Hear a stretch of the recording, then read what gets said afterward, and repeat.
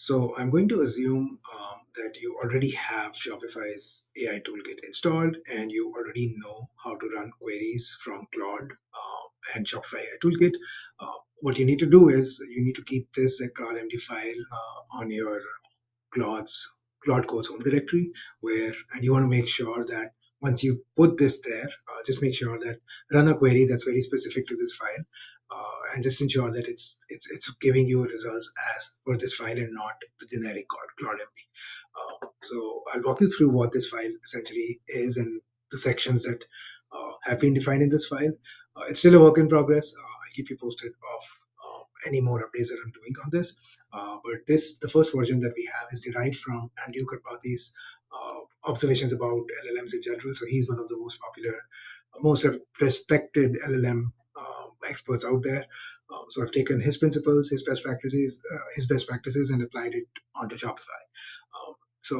His principles essentially state that if you do not, so we are telling LLMs that the first principle is called surface uncertainty. It says that if you do not know, ask. Do not pick an interpretation silently and run with it.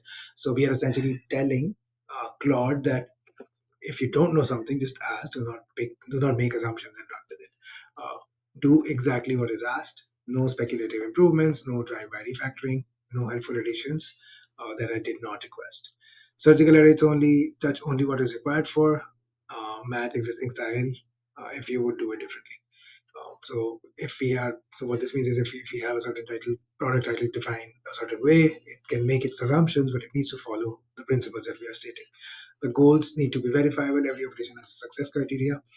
State it, meet it, confirm it. You cannot verify success. Stop. So these are essentially our guiding principles for Claude. Whenever they are working with the store, follow these at all times. Then we are essentially mentioning details about the store. So you'll notice there are sections that are defined like this. So every section has a set of instructions or requisites that we want Claude to go through before running any specific instructions. So we are telling it scope about the store. We are taking example of Gymshark here, giving some details about what Gymshark is, where does it sell, what categories it sells, demographics, catalog structure, and more details about the category in general. Then we talk about the brand voice. This is important because we want to make sure that when we are asking Claude to write, let's say, a product description, it is following brand's voice and not just generically writing it. We are now telling it the titles that we would ship. We are giving it examples and the examples that we would not ship. This is now very much in line with our principle, which was verifiable goals.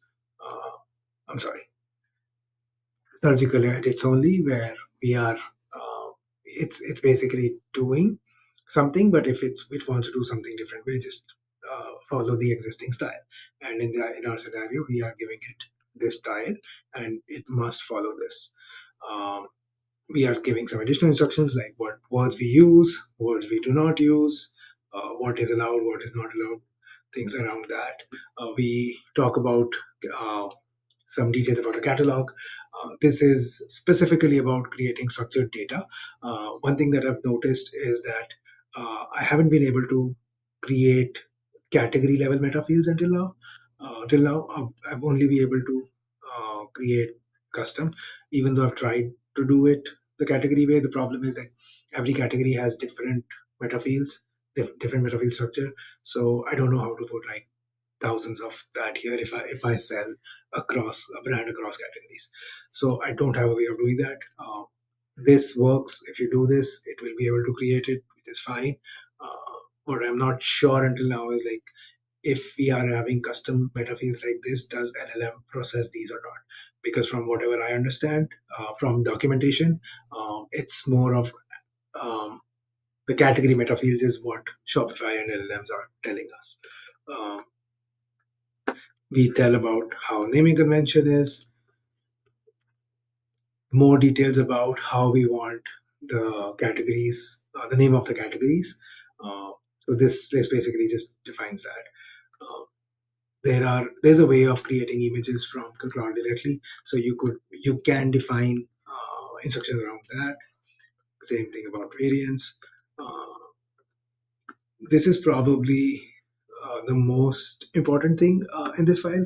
We want to make sure that uh, everything that we are doing is read only at all times, at least till we are 100% sure that every operation that we are making from this file, from Claude, is going to be accurate. So we want to make sure that there are rules defined and we are never making a write to anything. I mean, not even product catalog, unless you're absolutely sure. Uh, Never write to live theme. I would suggest to not give access at all. I mean, I don't know if I trust it yet or not. Um, and there are some more details around this, so you can go over this. I think that's it. It's The list can be